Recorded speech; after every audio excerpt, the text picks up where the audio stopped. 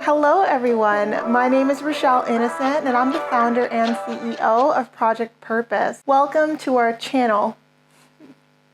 Our community is focused on fostering the intellectual and character development in children. We do this through our parent-child workshops that are focused on 4 themes: autonomy, self-efficacy, compassion, and self-concept, in order to cultivate grit, perseverance, and resilience in each child. And we are so thrilled to be offering one of the first of its kind digital, virtual, and continuous learning environments, enabling parents and children to connect from all around the world. At Project Purpose, our overarching mandate is to renew and rebuild family, community, and relationships. Our different social media platforms provide us with an opportunity to have discussions and to create space on all topics that relate to family, community, and relationships with ourselves as well as with others, with a primary focus on mental health and education, more precisely the ways that the institutions of mental health and education play a role and have played a role in our societies at large. These discussions and debates provide us with an opportunity to think critically about what needs to change within these structures for us to live up to our bold slogan: support, protect, and empower each child through youth-focused development, better known as leadership in juvenescence. We recognize that in valuing our children's leadership potential, this also translates as recreating and co-creating environments, both socially and politically, that will enable our children to thrive. For those of you who are particularly keen on the topic, we also write thought pieces every other Sunday. We actually have a thought piece scheduled to drop this upcoming Sunday, so be sure to meander over to the website and check out our online content. Now, if it is the case that you are looking for a listening alternative, well, we're available on 12 different podcast platforms for your listening leisure, and we've provided you with access to the links in the description down below. Now, as is the convention, be sure to subscribe, hit that post notification bell so that you are aware of every time you post. And of course, if you like these conversations and you want to keep them going, like, comment, and share this segment. Let's get into it. Hello, ladies and gentlemen, and welcome back to another segment here on Project Purpose. For those of you who are new, we cover topics that relate to mental health, mental wellness, and education on a week-by-week basis. And today our topic of discussion is mental wellness. And on the topic of discussion for today, we're going to be talking about level setting as we kick off 2023. And I'm going to give you the key areas where I level set so that I am grounded and feel focused entering in the new year with my new goals and resolutions and places as to where my energy is going to go in hand, in mind, and in spirit. So before kicking everything off, happy holidays, everyone. And for those of you who are taking some time off, hopefully you'll find that this content will enable you to really set the groundwork for how you want to get started in this upcoming new year. And I, for one, like, my absolute favorite holiday is the New Year's. I absolutely love New Year's. I love New Year's Eve. I love making resolutions. Like, I take it super seriously, and I think that is a real opportunity for, like, each and every one of us to get a sense as to, like, what is the flavor of 2023? What would we like it to be? And while a lot of circumstances and situations might be beyond our realm of control, we can set ourselves up for having the kind of experiences that we're looking for just by taking the time to envision it. And I think there's just so much power in envisioning a year, envisioning where your energy is going that year, putting some of those plans to paper, and then watching everything unfold with time, intention, and purpose, of course. So that's really the subject for today. And so in level setting, there are a few key areas that I address, and I think that I'm going to address specifically for this year. So I'm going to get a little bit personal and talk about some of, like, the inner dialogue that has been going on as I've been trying to level set with myself. And so I like to start with, like, how am I feeling? Like, how am I feeling right now? I've done already my after action review. I've done a deep reflection over this past year, over how the year started, what kind of state of mind mind I was in, the kind of state of mind that I'm in now, and what is it that I need going into 23. So I guess the summary of that is I'm feeling good. I'm feeling pretty good. Honestly, feel very good about the fact that I was able to attain and accomplish the goals that I had established myself earlier on in this year. I needed to take that time to reflect because it can easily be things that we can diminish. When we think about where we were, it gives us an opportunity to really find gratitude for where we are right now, and also to give ourselves patience and to be kind to ourselves if we are already on to the next step. And so for me, I'm a go-getter. I am someone, I accomplish my goals, and I need to take time to reflect. That's why I'm very intentional about reflection, because I'm always on to the next goal, often forgetting the amount of energy, the amount of time, the amount of myself that I put into achieving the goals that I attained over 2022. And I put my energy into achieving some pretty lofty goals, and I think that I've made really great traction on that. So I'm happy that I've taken the opportunity to really just provide myself the recognition that those specific endeavors and where that and that energy in and of itself deserve. But there's a but and there's a caveat. And I don't know if anyone else is feeling this. I've had to really dig deep and unearth these feelings of feeling behind, and not comparatively. I never feel behind because I'm looking at everyone else and what their lives are looking like. I feel behind because of the plans and the goals that I had for myself. And I had to really put to rest this pandemic robbery that I felt, right? I felt that my life really spun out of control over the last 2.5 years. I feel that the pandemic had a really huge role to play in that. And I've had to really address these feelings of feeling like I was robbed 2.5 years of my life because they just didn't go the way I would have wanted them to go. And I've had to level set and really recognize that my life, the way it's been, has always been with me very intentionally involved, and my energy involved. And I've been growing and learning so much over the last 2.5 years. So while I've not been able to really focalize on the goals that I had established in 2019 because they just weren't aligned with my journey, and I had no periphery on the amount of deviations my personal journey was going to take as a byproduct of the events that took place around the pandemic, it's easy to feel oh well, I'm behind on what it was that I was hoping to accomplish by this time, this stage and phase in my life. But if I'm someone who trusts in the universe, and I trust that there are certain things about my life that are beyond my realm of control, that also means that these feelings of feeling behind, I had to really address and completely neutralize. And I had to neutralize them because I firmly believe that I'm exactly where I'm supposed to be in my life, that the timing of my life is perfect. But it means I need to remind myself of that in those moments where I'm feeling well, where I am now is not exactly what I envisioned 2 to 3 years ago. And I am a planner. I like structuring and planning things out, but I always have a vision. I don't think that there's a whole lot that we can do beyond 12 months by way of planning. I think sometimes that can be a stretch. So I plan in a very regimented way, the next 12 months of my life. But beyond 12 months, I have an idea, right? So I always have an idea. I don't like to speak into existence because I don't want to jinx it. I don't want to put too much out in the ether when the ether is not ready yet for those desires and those goals and those dreams. But I do have a rough sense as to what my life is pushing towards, where my energy is kind of going towards. I have an end state in mind. And so with that end state in mind,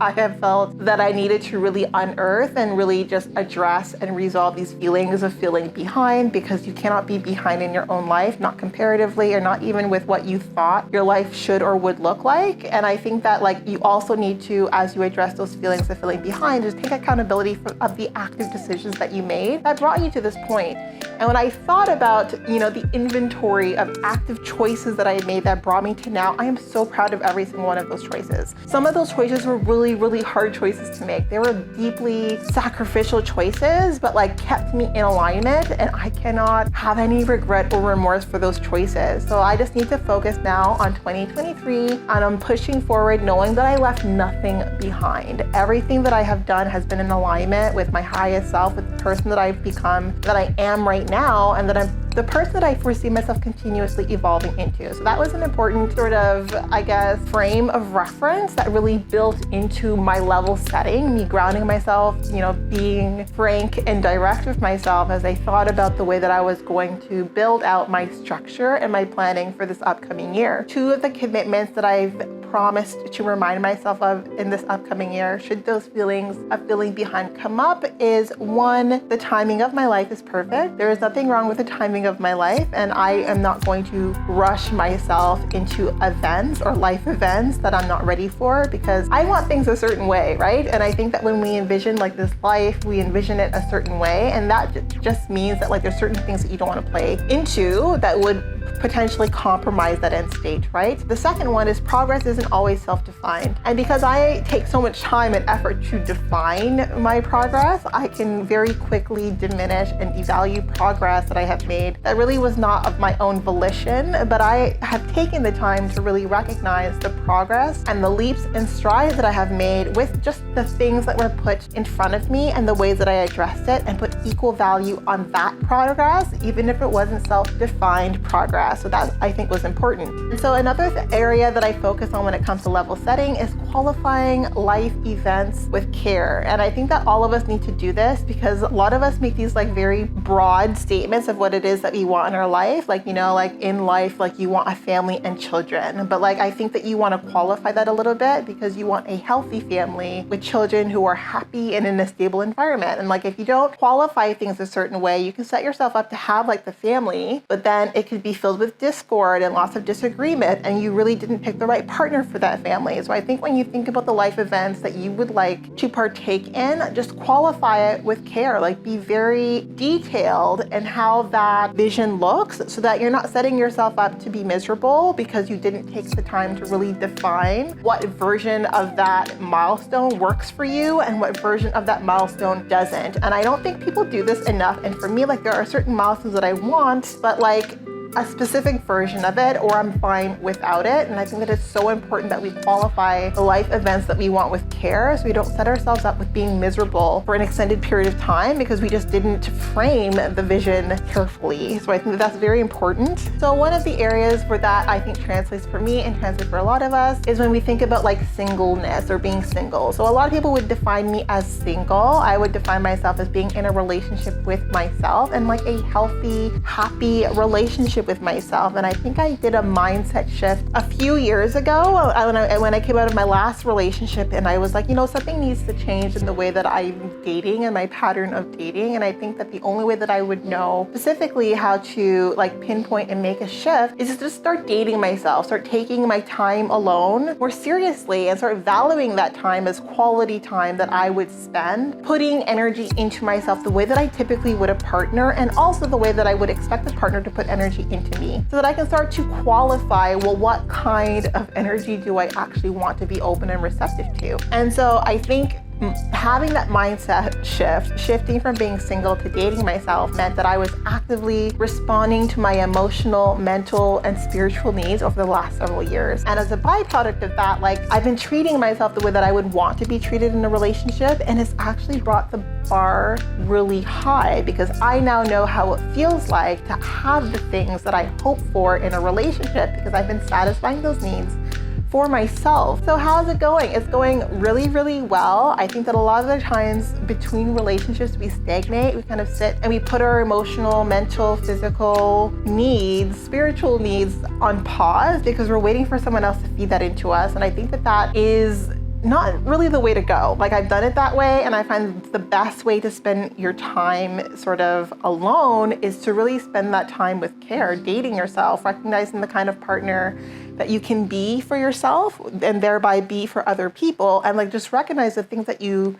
respond to. I think that rather than neglecting your evolving sense of self, feeding into, nourishing your evolving sense of self is such an important way of preparing yourself to be the kind of partner that you would want to be to the person that you would like to invite into your life, the kind of healthy relationship you want to invite into your life. You need to model that for yourself if that hasn't been modeled for you. And I think that increases your vibration, and it starts to shift and change the kind of people that you are attracted to and that are attracted to you as well. So for all of you single gals and gents out there, I'm saying rather than say, hey, I'm single, say I am dating my independence. And I don't know why this irks people so much. Like I say it and I say it like super loud and proud. And some people get irritated by it, but it's really true. Like I've been dating my independence. Like my quality time isn't time that I feel alone. It's not time where I'm feeling like this void of a relationship, because I'm actively pouring into myself. And I've never been so happy, to be honest with you. I've never been so happy, and it makes the barometer higher. Like for me to engage in a relationship, I need to feel as happy or happier than what I feel currently in my own skin, dating my independence. And how many people can say that, like without lying? Like not a whole heck of a lot, right? And it just means that I'm not going to swap out the life and the lifestyle that I am building with myself for just anything, right? It's not for like some version of events that could be deviations away from like the ideal. It's like, if it's not ideal, I've created the ideal in my relationship with my independence. And like for me, this is an alternative path to like some of the life milestones that I would like, that I'm completely fulfilled with if I don't get the ideal version that I'm looking for. And it's funny because for me, my two love languages are quality time and acts of service. So it's actually very easy to be in a relationship with myself, because everything I do, rather than doing it with like the frame of feeding and pouring into myself, the things that I do for myself typically that I would discount, I do, and I feel so grateful for. And it's like everything that I'm doing. And like the time that I spend with myself, I really make a point to spend quality time with myself. And it's amazing, right? So I think that that's something that everyone should try. Don't start the new year, single, if that's what you're typically used to doing and that's the status that you carry. Start it in a relationship with your independence.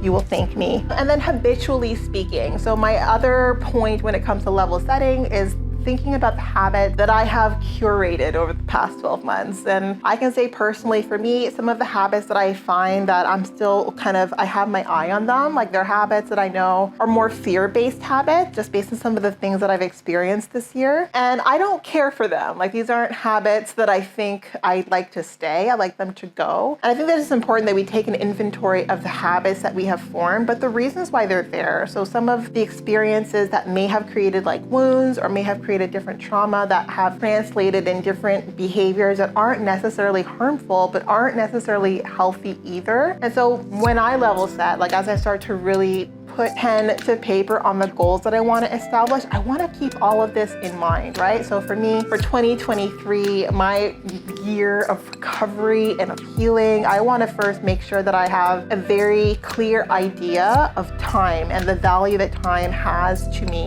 And also recognizing that like the timing of my life is perfect. I can't let impatience really play a factor in the way that I qualify my progress in life. And that's something that I had to really hone in on as I level set with myself. Also, like relationally speaking, the kind of relationships that I'm open to are now subject to the relationship I've cultivated with myself. And how do I want to keep building that relationship with myself? How do I want to keep dating my independence in this new year? And what would I alternatively swap my independence for if I was thinking about being open and receptive to a relationship? And then third, habitually speaking, what habits do I need to really keep in mind as I build out the goals for this new year? Like what habits are great, good, healthy habits? What habits do I need to bring back? What habits do I need to let go of? And these are the things that I've been thinking about and that have been circulating as I focus on my level set. And they are things that I want to kind of put to you in the ether as you're starting to gather your thoughts over this last year, over these last couple of years, and frame that in a way that's really going to be valuable to you and support you as you kick off this upcoming year. So those are some of the thoughts, those are some of the realizations, the conclusions, some of the factors that are going to play into my goal setting and the way that I manage my energy into this new year. And I'm hoping that that's helpful, my sharing that with you. Again, I believe goals are super personal, they're super private, so I'm not like going to be disclosing any of my